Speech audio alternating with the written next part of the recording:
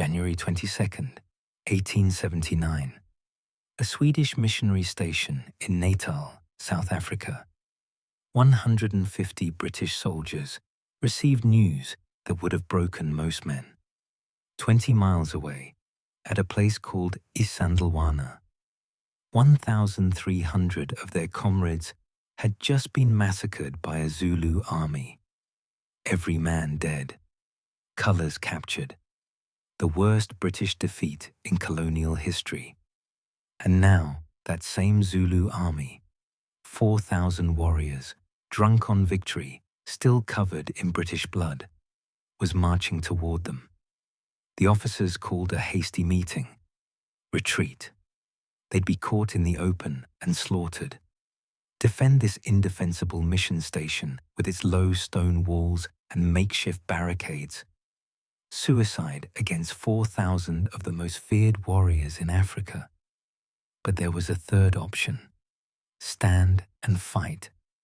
Not because victory was possible, but because it was their duty. Because running meant abandoning the wounded. Because they were British soldiers, and British soldiers didn't run. This is the story of Rorke's Drift, Britain's greatest last stand, the defence that should have been a massacre, but became legend, and the night when ordinary soldiers became heroes. Welcome to Britain's history. Today we're diving into the most famous defensive battle in British military history. A fight where everything was stacked against the defenders, where retreat was impossible and victory seemed unthinkable, but where discipline and courage created a miracle. Because Rorke's Drift wasn't about tactics or strategy. It was about men standing in a line, loading and firing until their shoulders ached, refusing to break no matter how many times the enemy charged. But before we get to those desperate barricades, before we watch Zulu impis crash against mealy-bag walls while men of Harlech echoes through the darkness, we need to understand how Britain ended up at war with the Zulu kingdom. Because without knowing the disaster at Isandlwana that morning, you can't appreciate the terror those 150 men felt when they learned what was coming toward them. And if you're enjoying this deep dive into history, make sure you're subscribed.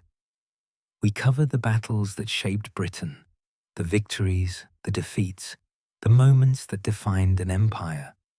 Don't miss them. Let's go back to 1878, when Sir Henry Bartle Frere, British High Commissioner for South Africa, decided the Zulu kingdom was an obstacle to British expansion.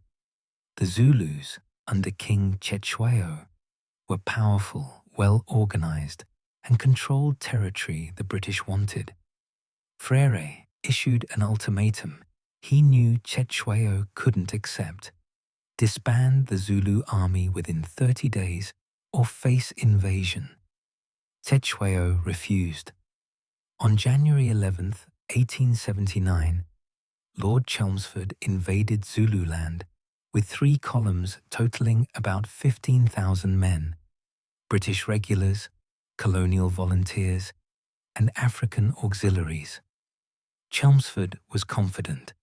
His troops had modern rifles. The Zulus had spears and cowhide shields. He expected a quick, decisive campaign. He was catastrophically wrong. The Zulu military system was sophisticated and deadly. Warriors were organized into impis, regiments of men from the same age group who'd trained together since boyhood. They fought using the horns of the buffalo formation. A strong center pinned the enemy, while 2 wings encircled and destroyed them. And Zulu warriors had discipline, courage, and a terrifying speed. They could run 50 miles in a day, carrying 40 pounds of gear.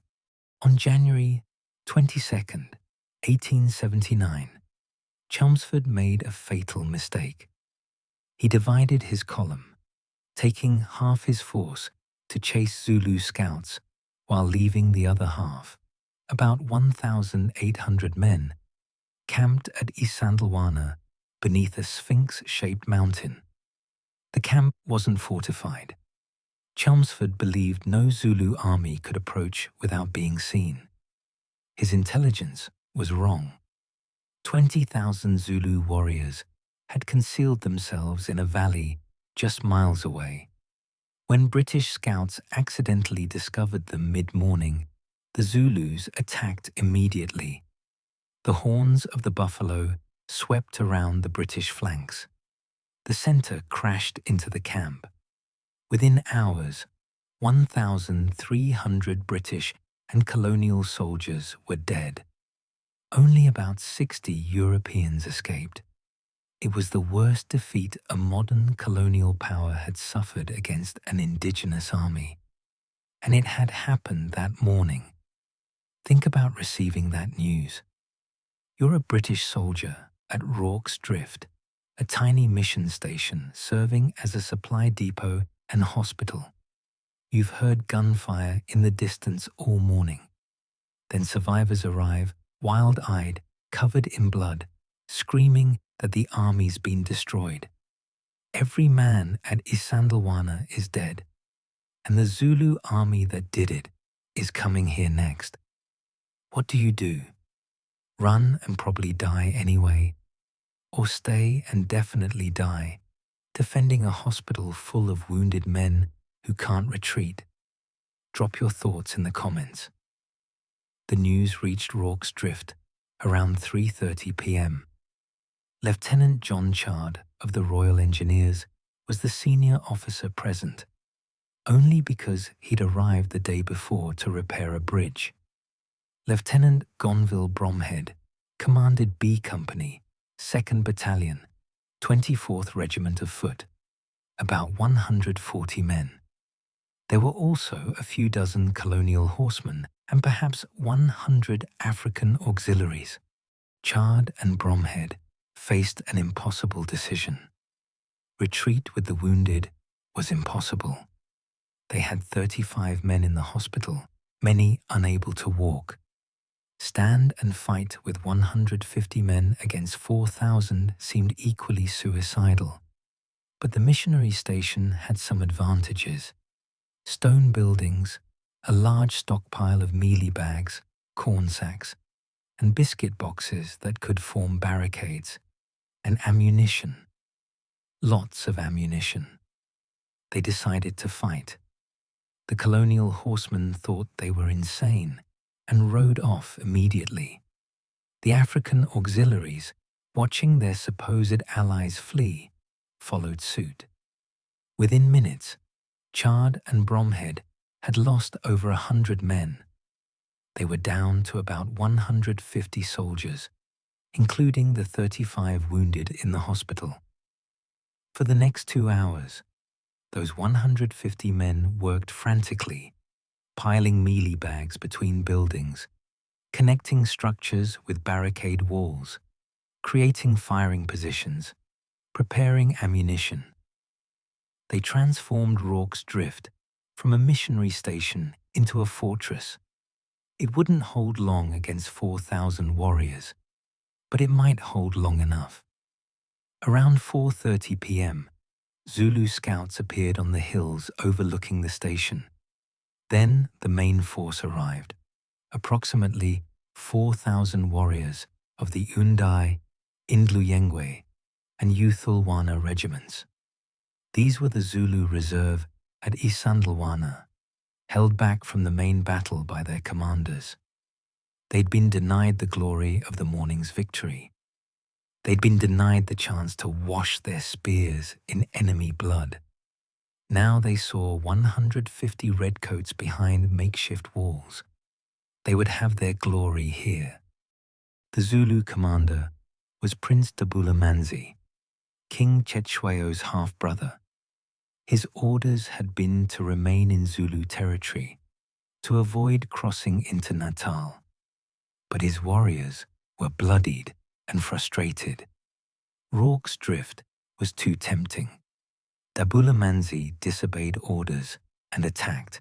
It was a decision that would cost his regiments dearly.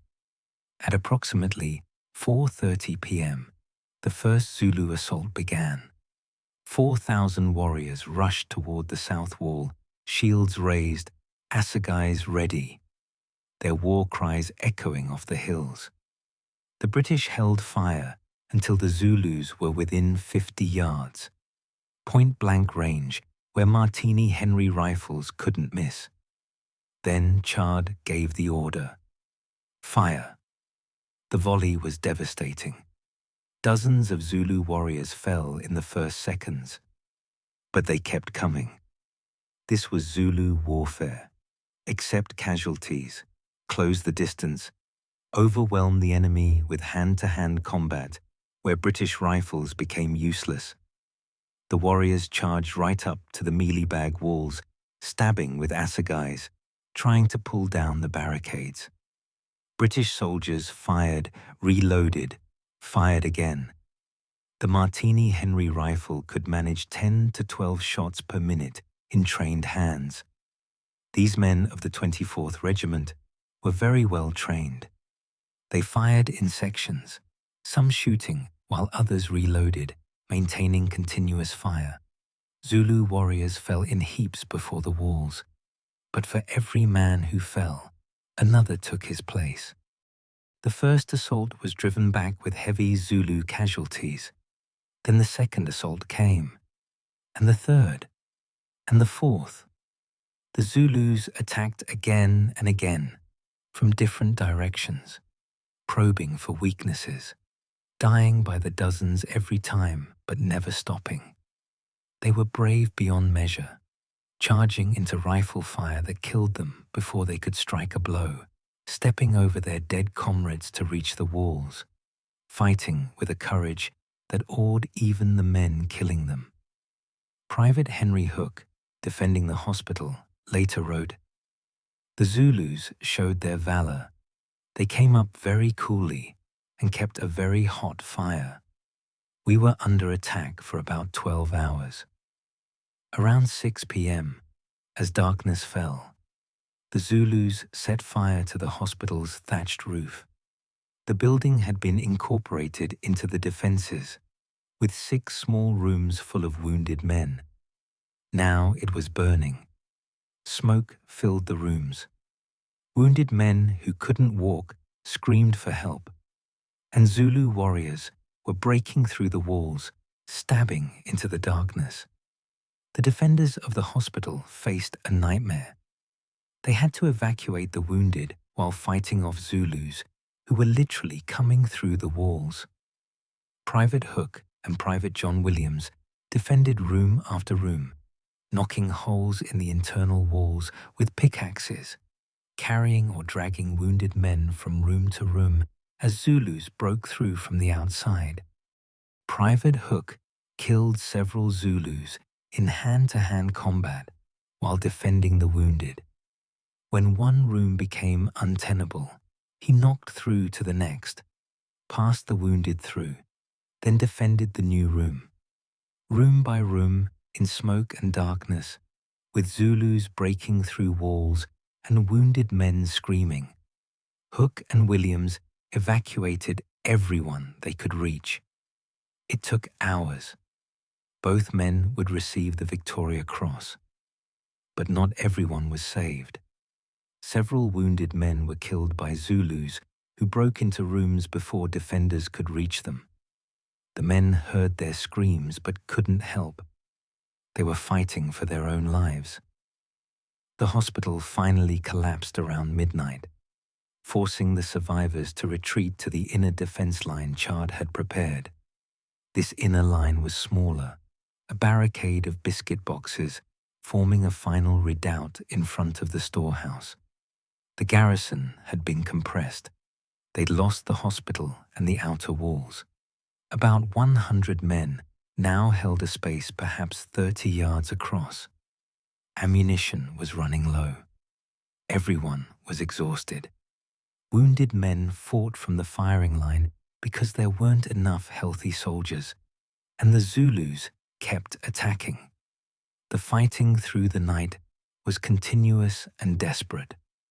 Zulus would mass in the darkness, charge, die against the barricades, withdraw, then charge again. British soldiers fired until their rifles were too hot to hold. They fired until their shoulders were bruised from recoil. They fired until they could barely lift their arms. Assistant Commissary James Dalton organized ammunition resupply, running through Zulu fire to bring cartridges to sections running low. He'd be awarded the Victoria Cross. Surgeon Major James Reynolds moved among the wounded, treating injuries while bullets flew around him. He performed surgery in the storehouse by candlelight while the battle raged outside. Victoria Cross. Corporal William Allen and Private Fred Hitch held the furthest exposed position, taking casualties but never abandoning their post. Both wounded, both Victoria Cross. Colour Sergeant Frank Bourne, just 24 years old, moved constantly along the firing line, encouraging men, directing fire, refusing to show fear even as warriors died within arm's reach. He'd survived the battle and lived to age 91, the last defender of Rorke's Drift. Around midnight, something remarkable happened. As British rifles continued their methodical slaughter, someone started singing Men of Harlech, the Welsh regimental march. Others joined. Soon the entire garrison was singing. Not loudly, they were too exhausted for that, but singing nonetheless. The Zulu warriors, hearing this, responded with their own war chants. For a brief moment, the killing stopped. Two warrior peoples acknowledged each other's courage. Then the fighting resumed. The Zulus made their final major assault around 4 a.m. They came from all sides simultaneously. A coordinated attack meant to overwhelm the exhausted defenders through sheer numbers. The British fired as fast as humanly possible. Zulu bodies piled so high in front of some sections that they formed breastworks. Warriors climbed over their own dead to reach the walls. The fighting was so close that soldiers used their rifles as clubs when there was no time to reload. Bayonets broke. Men fought with anything they could grab. And then, impossibly, the assault broke. The Zulus withdrew. They'd been attacking for 12 hours. They'd suffered perhaps 500 dead and hundreds more wounded. Catastrophic casualties they couldn't sustain. Their ammunition was exhausted. Dawn was breaking. And the British were still standing, still firing, still holding that tiny redoubt. The warriors had given everything. It wasn't enough. By dawn on January 23rd, the Battle of Rorke's Drift was over. The Zulus withdrew, carrying their wounded, leaving their dead. British soldiers, so exhausted they could barely stand, watched them go. Some Zulu warriors raised their shields in salute as they departed, an acknowledgement of the defense they'd just witnessed. The British, too tired to cheer, simply stared at the carnage surrounding them. The casualties tell the story. Of approximately 150 British defenders, 17 were killed and 15 wounded. Zulu casualties were around 500 dead, though estimates vary, and hundreds more wounded. The small mission station was surrounded by Zulu bodies. Blood soaked into the earth. The hospital was ashes. Spent cartridge cases carpeted the ground. Over 20,000 rounds fired in 12 hours. The mealie bag walls were torn apart. The biscuit box barricades were splintered. But the garrison had held. Lord Chelmsford arrived later that morning with a relief column, expecting to find another massacre. Instead, he found 150 exhausted soldiers still standing among the dead. He was stunned. His main army had been destroyed at Isandlwana, but here, a tiny garrison had held against odds 4 times worse. It was the one bright spot in a disastrous day, the one thing that prevented January 22nd, 1879, from being an unmitigated catastrophe for British arms. The Victoria Crosses came almost immediately. 11 defenders received Britain's highest award for valour, the most ever awarded for a single action, before or since. Lieutenant Chard, Lieutenant Bromhead, Surgeon Reynolds, Commissary Dalton, Corporal Allen, Private Hitch, Private Hook, Private Williams, Corporal Sheese, Private Jones, and Private Robert Jones. Each citation read some variation of conspicuous bravery in the defense of Rorke's Drift. Simple words that couldn't capture the 12 hours of hell those men had endured. From a British perspective, Rorke's Drift was exactly the story the Empire needed. Isandlwana was a humiliation, a modern army destroyed by primitives with spears. The British public was shocked and angry, but Rorke's Drift showed British soldiers at their best, disciplined, brave, holding impossible positions against overwhelming odds. It was a story of redemption, of courage under fire, of men doing their duty, no matter the cost. The battle entered British military mythology immediately. Zulu, the 1964 film starring Stanley Baker and Michael Caine, immortalized it for modern audiences. The image of redcoats behind mealie bags, singing Men of Harlech, while Zulu impis charged through the night, became iconic. Even people who know nothing about British military history know Rorke's Drift. But we should be careful about triumphalism. From a Zulu perspective, Rorke's Drift was a costly failure that gained nothing. Dabulamanzi had disobeyed orders to remain in Zulu territory. He'd attacked a fortified position with warriors exhausted from marching all day. He'd suffered heavy casualties taking a mission station that had no strategic value.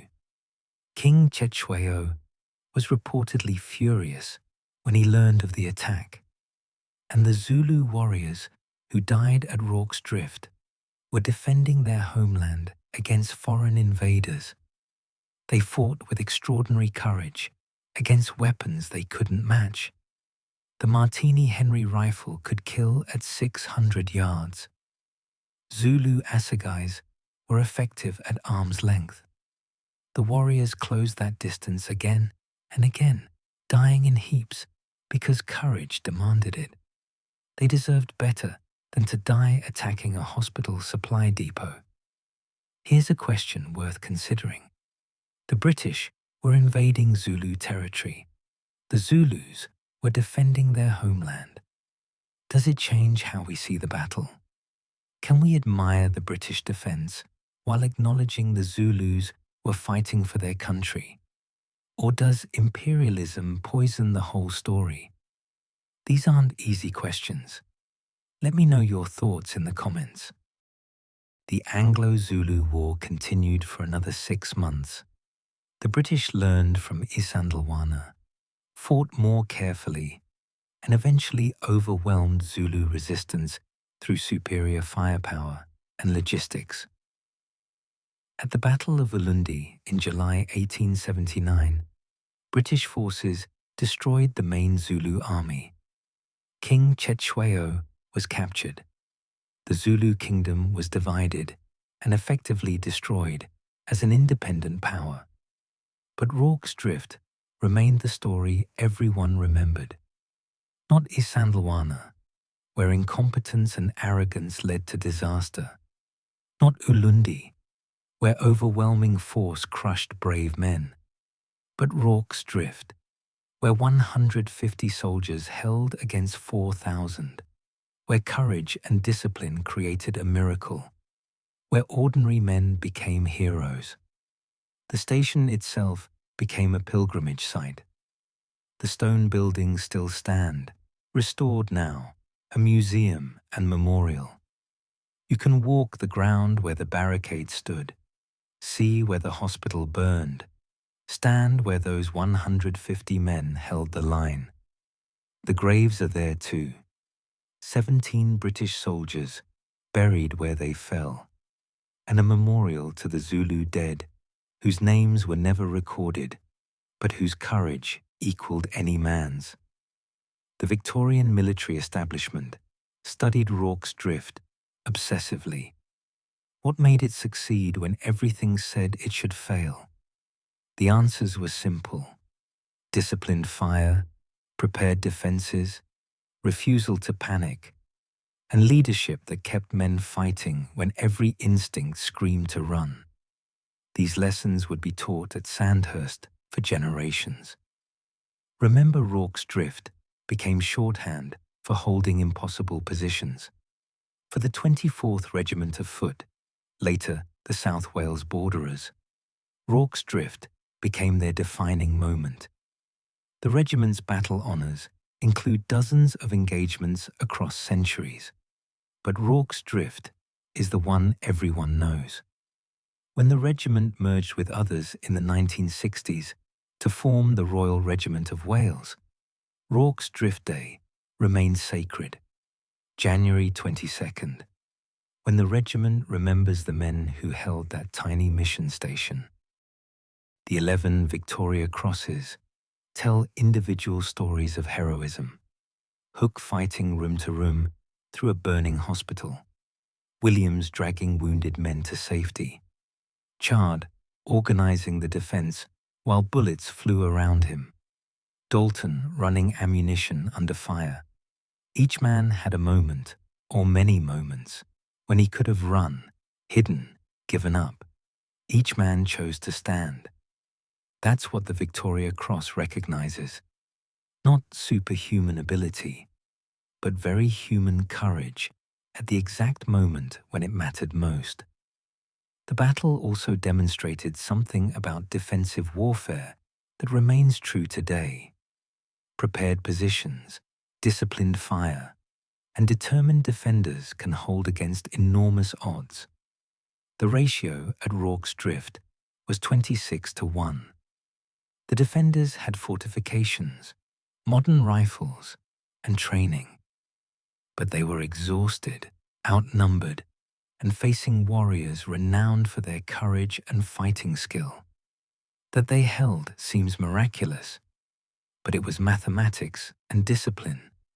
Rifles that killed at range, barricades that prevented Zulu charges from reaching hand-to-hand combat, and men who maintained fire discipline through 12 hours of terror. If this is the kind of history that fascinates you, the last stands, the impossible defenses, the moments when ordinary soldiers became extraordinary, then you know what to do. This channel exists because these stories deserve to be told, complicated context and all. What other British last stands should we cover? Gordon at Khartoum? The Little Bighorn from the other perspective? The defences that defined an empire? Drop your suggestions below. Thank you for watching Britain's history. The stories that mattered, told the way they deserved.